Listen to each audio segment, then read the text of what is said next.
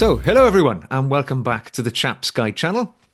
You know, my name is Ash. I'm your host on this journey through men's style, self-development, and personal grooming. Now, today I am delighted to be joined by a fellow British YouTuber, relatively new to the sort of mansphere, if that is such a real thing. And it is Brendan, who is the time and scent collector. Brendan, good morning. Hi everyone, and thanks Ash for having me on the channel. Great to see you.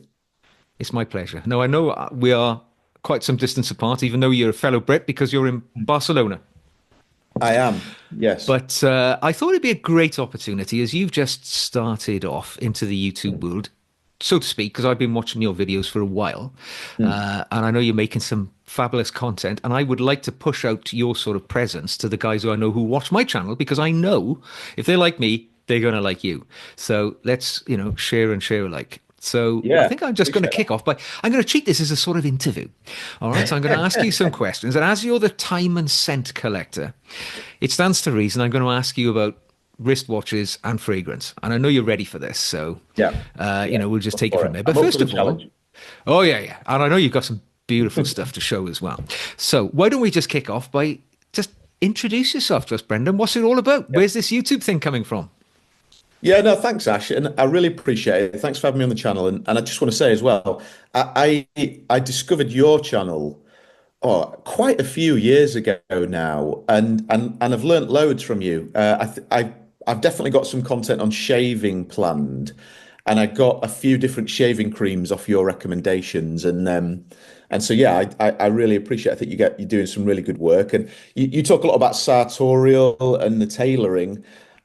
I don't think that's sort of cottoned on with me. I'm sporting the kind of Steve Jobs inspired appearance today, but we have got some other similarities, haven't we?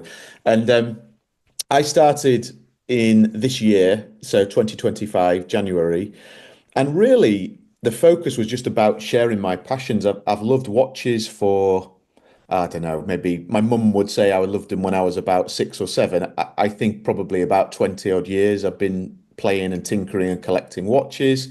Fragrance is probably about 10 years. So I sort of lent into those two pillars. But it's actually a bit more. There's a bit of personal development on there. There's quite a bit of travel.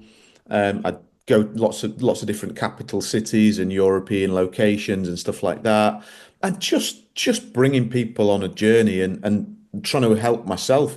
I don't know if you find this, but I actually think there's a little bit of therapy as well in sharing your passions, because when you've got that, what I call the collector's mindset, so you just like to talk about these things, and my wife probably would be raising eyebrows of like, no, no, no, no, let slow down, stop, let's talk about something else. So I think the YouTube channel is about bringing the community together, building it, but also just sharing, and that's the plan for the future, really, with it, Ash. Simple as Ah, that. well, it's great. It's great. It's great to have another Brit here because, to be honest, I mean, there are quite a few other folks around, but there's not many of us sort of proper British guys. And I Yeah, do enjoy. I was watching one of your videos the other day about your trip to Lisbon yeah, because I've never been to Portugal, and although yeah. I mean, I lived in Central Europe, in Europe for a few years when I was in the military, and Mhm. I was in the Netherlands just recently, a couple of weeks ago, but I've never been to Portugal. Uh, is it as good as Spain or what? How would you Yeah, describe it? great question. So we moved to Spain in 2023, my family and I, and and we've always traveled, my wife and I, even before we had kids. And Portugal is Lisbon is different to, I think, the rest of Portugal. So Lisbon has lots to it. There's almost, you might have seen in the video, what I described as, and I don't know if there's any truth in this, almost like a colonial British influence. Some of the architecture, some of the buildings have that slight throwback in Mm. there. It's a beautiful city. It's got lots of twists and turns. It's different to Spain. It's very different. Different kind of cuisine. I think being on the Atlantic, there are different demands on. I love architecture. I love different the pictures that architecture paints, and there's different demands on buildings when you've got that coastal colder wind versus the Mediterranean. Different strokes for different folks. I really think it's worth a visit, Lisbon. Personally, I prefer it way, way more to, say, the Algarve on the south. Oh, A little bit more historic, a little bit more going on. But yeah, definitely worth a visit. well, I'll have to knock it off because I try and visit at least one country every year that I've never been to because, life's too short to keep going back to the same places over and over again, in my Very opinion. much so. And that's an easy, an easy tick because it's Yeah, cheap, isn't it? It's not it expensive to is. get to And it's Portugal at close. all. Yeah, it's Yeah. close. Oh, great. Well, thank you for that. I mean, great to know the ideology and the philosophy of your channel, and I know you're going to fly, because I appreciate it. the sort of things you're talking about is what guys like to hear about, and particularly with a title like the Time and Cent Collector. I'm going to ask you some questions about that. So Yeah, let's nice. start with time, is it? All Because right. everybody loves time, don't they? Yeah. Everybody loves those things on the wrist. Yeah. So tell me, what are your top three wristwatches? Start with number Really? three. Start with number three. Yeah. Go on. So, well, firstly, that is a tough question. It's like asking a watch collector that is like asking, what is your favorite child? Which one would you get rid of? It's that kind of thing. And I love all watches at all price points. And I've got a few here that I'll share. But firstly, I would say watch collecting is for everybody. It's not about you've got to have a ton of money to spend on a really hyped watch. That is not what this is about. And I'll start with I've picked three pieces that are my current favorites. Go on then. Not all. So the first one is this one, and it's a Baltic tri-compax chronograph. And this is a affordable watch. It's a micro brand. And let me just show you the case back on that. Look at that Oh, wow. beautiful exposed case back. That's a It's a cracker, isn't it? manual wind chronograph, 38 millimeters. And I love this watch. They have a showroom in London on just off Oxford Street. And I picked this watch up maybe 2 or 3 years ago and was very surprised just how much I've Oh, yeah. worn it. It Looks just really nice. pops. Yeah, on some angles it could be like a Patek chronograph or something like that. Do you know what? When you held it up, I thought, crikey, the man's got a Patek. Yeah, and yeah, it's maybe a £600 watch, something like that. That's And it good. wears really slim on the wrist, really understated. It's perfect if you're traveling to a capital city where you're worried about, pickpockets or whatever else. Yeah, love this piece. I really like Baltic as a brand, Ash. I don't know if you've had any or experienced them at I've all. never owned any, but I've always been quite attracted to that salmon dial piece, which tends to be Yes. their more popular one. It's got a lovely color to it, and I like their sizings Yeah. because I'm not a huge guy, so Mm. I typically won't go over 38 millimeters on a watch which doesn't have a bezel. Yeah. So that looks perfect. You would like this one, and actually, you make a great point because for me, I think over the last sort of 10 years, the sizes of the watches that I've gone for have reduced. Like I started out with 42, 43, Breitlings and this and that, and no problem. They're cool, they're great, they all have their place. Now I love the Cartier tanks, the Santos, vintage 36 Rolex, and this kind of fits, I think. Mm, it's a beauty. It's a Yeah. beauty. So it's a great start. So what's number Great two? start. Yeah. Well, let me show you the next one. So this piece was actually the first, let's say, neo vintage Rolex that I bought, and I got this in the UK when it was so cheap to do that, maybe about 10 years ago. And it is Ooh, the 5-digit Pepsi. nice. This is a GMT Master 2, so slightly bulkier than the original GMT Master, but significantly slimmer than the modern day 6-digit reference. And you may or may not be able to see that the bezel is starting to fade just a touch there. Yes, This yeah. is around about 2001, so it's Mm. 24, 25 years old, which is great. But what I love about this piece is it just takes you back to like you can wear it with a say black t-shirt, jeans, it pops, and it just takes you back to that maybe the sort of Magnum PI 80s, and Oh yeah. yet without the I mean, don't get me wrong, I love the newer Pepsis too, but without the bulkiness and maybe without perhaps the bling or the push of that. I know you have that watch. I also have the newer Pepsi as well, but Mm, I love this piece just because it has that has the pop without anything more, if you know what I mean. it is. It looks nice. I got couple of questions about vintage Yeah. Rolexes. Yeah. So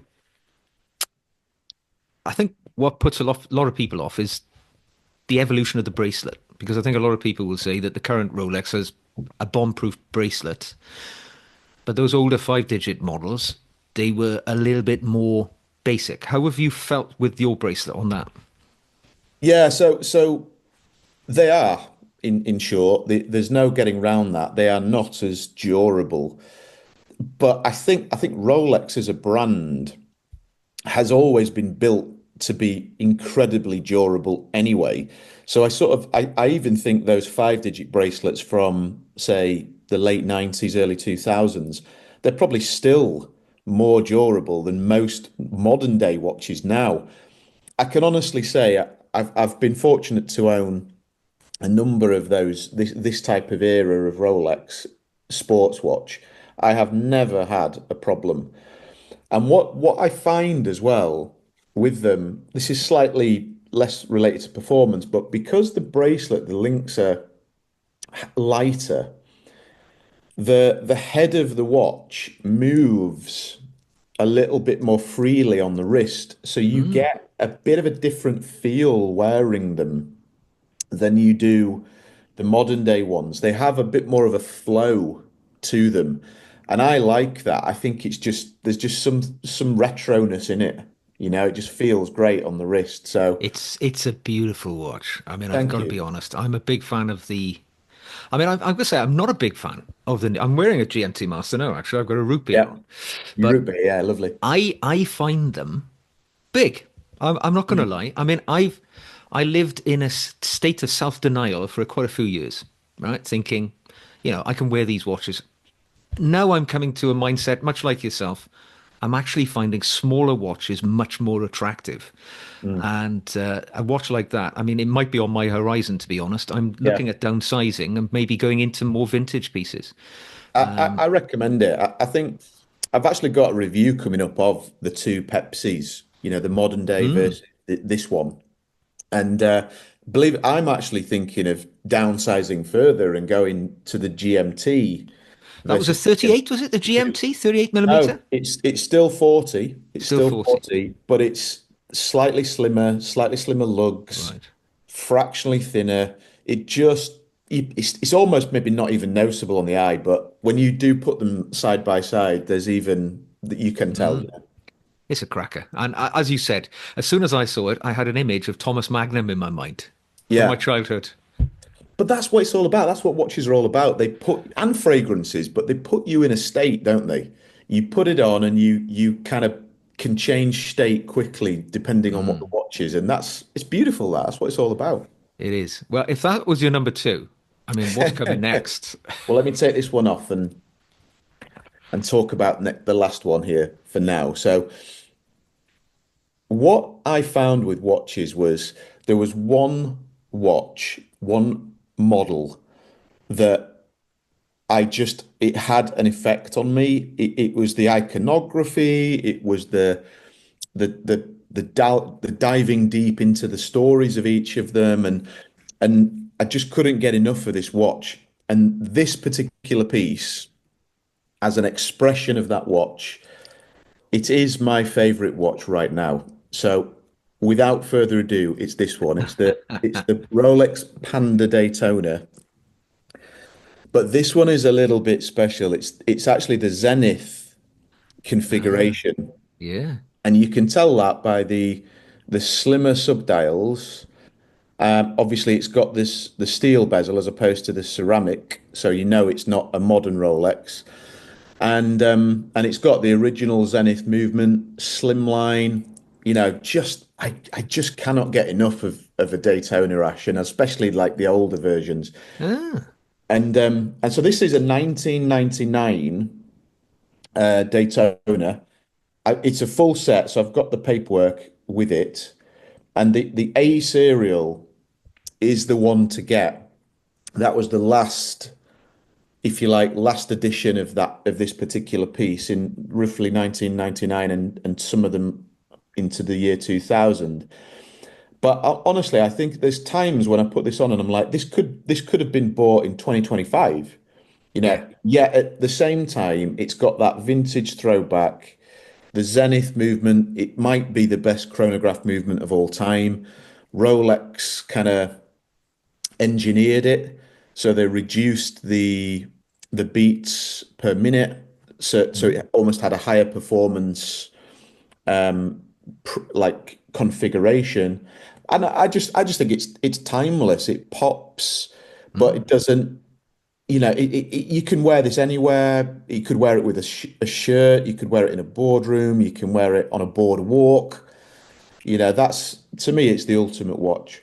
It's a cracker. There's no doubt about it. It's a beauty. And I can understand why you left it or picked it as your first choice. I mean, I didn't know what watches you were going to talk about today, but I could No, have guessed that perhaps the might be in Daytona. I there. mean, Yeah. I've never owned a Daytona, and I kind of waged a bit of a personal war against them because I don't like chronographs, Mm, because I have difficulty. I'm getting older now, and I have difficulty reading dials. I hmm. find the chronograph is so busy that I Yeah. can't immediately glance at a dial. But then again, dress watches are much the same. Well, But but then I think like nobody wears a watch like that to tell the time either. nah, It's they like you don't. pick up one of these things, don't you? And like even if Exactly. you've got a GMT or something like that on.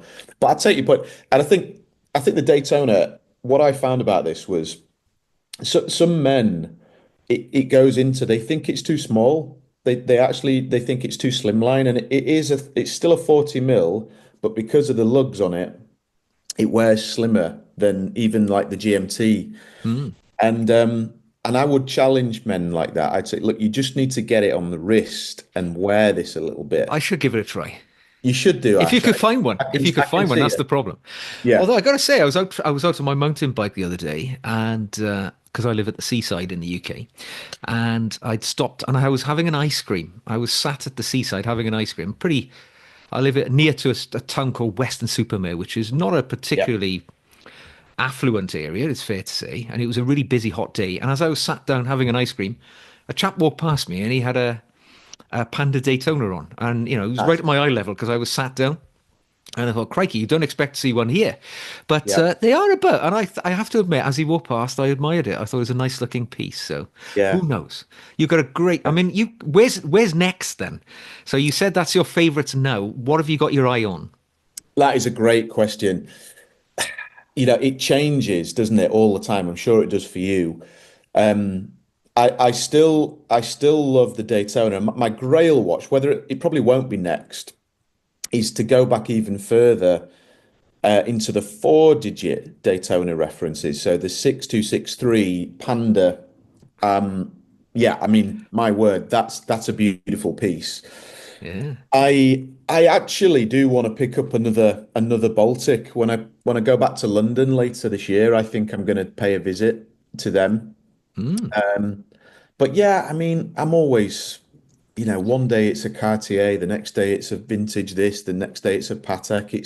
It's it's a disease, but there could be worse ones, I think, right? Yeah, yeah, and it's one which what you've got there, and it's not going to lose money, is it? So, No, it's not. it's a No. disease you can get out of pretty easily and well if you want to. Never have you never been attracted to precious metals at all? Yeah, I have. I've owned the white gold Daytona, and Mm. I've got recently actually I added a day date vintage 19 late 80s in white gold to the collection. So 36 mil. That is incredible. That's a beautiful piece. It was close to making the short list today. It was that good. And I like the precious metals. I just think the modern day ones I find sometimes they're too much. There's not it doesn't quite fit Yeah. the way I would like to wear a watch. But I have nothing against them, you know. What about you? You just talked about a watch which I would love to own. A 36 millimeter yellow gold day date white dial with Roman numerals. Mm, That yeah, I looked at my watch collection the other day and I thought, if I shifted a few of these, it would release enough funds to open the yeah, door to a day date. And it's a watch which I could own for the rest of my life. That's yeah, really what I'm looking for. For me, I would love the simplicity of just owning one watch, yeah. but it's never going to happen with my mind, I'm afraid. But even if I Ah, owned a day date like that, because I love gold, right? yeah, I know it's not fashionable these days, but I'm an elemental person. And when I look at the yeah, periodic table, gold sings out to me, yeah, and I'd love to put it on my. I mean, I got a half gold watch on now, but yeah. I'd like to go full. I'd like to go full gold. I hear you. But then, if you love the elements, you got to be shooting for platinum, though. Surely, I that's tell you another what, one, isn't it? I had dinner with a chap the end of last year actually, and he took his wristwatch off to show it to me, and I wasn't sure what it was. It was a Cartier, but I noticed that it had the ruby finial on the end, which obviously Okay. Cartier indicates it's a platinum piece, Mm, mm. and I have to say it the weight on it for a start. I mean the Yeah. density of those platinum watches, but it certainly had a color and a resonance to it which was different to gold. And talk Mm, about stealth wealth. I mean, absolutely. when you know what it is, you think, crikey, this is a hell of a piece. Yeah, for Oh, yeah, sure. I can see Yeah. platinum. I just need to win the lottery. Well, we'll have to do another follow up when you've done a few trades and I have, and we'll compare them. Yeah, I'd love it to happen. So, yeah, well, thank you for sharing your wristwatches with us.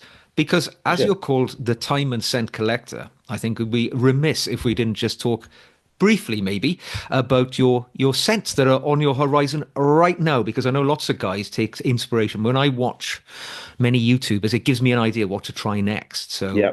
what's in your top three at the moment, then, Brendan? Okay. Well, you can see my fragrance shelf is getting busier and busier here. So that there's far too many to talk about. So I picked a few out that I'm just really, really enjoying. So again, the fragrance thing, you can pay hundreds and hundreds for them. You do not need to either. There are amazing fragrances that are tens of pounds, not hundreds of pounds. So I'll show you one of that. But right now, I'm into like green fragrances. So, the smell of the earth, but the freshness as well. This one, British brand, Roja Parfums, and the fragrance is called Apex. Mm, And I did a review of this on my channel. It has a freshness coming from citrus, but an earthiness from patchouli and other things. And I kid you not, Ash, when you spray this, it's a heady fragrance. It gets in the senses. It's like an animalistic fragrance. It's masculine, but not in a kind of 1980s Kuros way, more in a sort of modern day throwback to that. And if you right. compare it to like, say, Creed's Green Irish Tweed, which is a beautiful a masterpiece as well, they are both green masterpieces, but this one has an energy. That is the best word, an energy to it that when you spray it, it's like, wow, that's amazing. Oh God, I can see I'm going to have to buy this now, aren't I? You need to get your What's nose up. this cost then? This one is actually an expensive one. You can get it at discounters. Roger is a British brand. They've got a store in the Burlington Arcade, and I think this will be between £200 to £300. So this one is on the top end of where you probably would go for fragrances, but performance is worth it. The brand is fantastic. Mm, Give it a go. So certainly that's number will. one. That's a Yeah, good one. number one.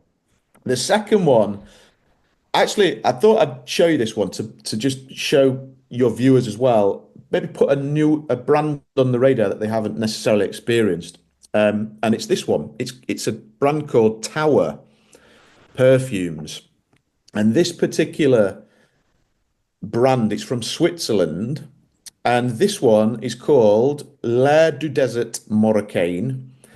And so it's essentially evocative of almost like that Moroccan desert. So there's a sort of spiciness, amber, wood in this, but it's actually quite a light fragrance. It's not a dark, rich, like oudi fragrance. And I love the bottle. I love the packaging of this one. It's really cool. But actually, when I first smelt this fragrance, it was too much for me. It was, and I don't mean too strong. It was just too different, Yeah. almost too niche. And what I later found is that this fragrance is widely regarded as genuinely one of the top fragrances ever made. It's Wow. been voted the number one niche fragrance in Fragrantica.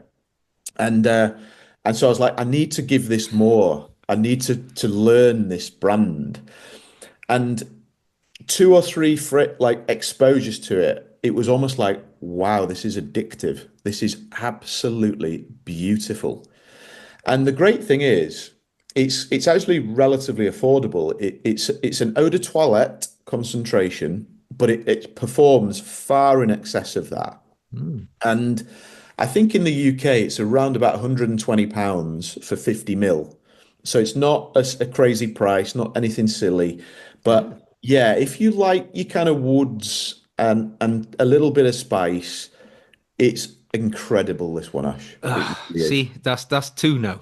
I'm Two now that spending your I've got money to for you, try. aren't Two I? I've got to try. I dread to think what's number one.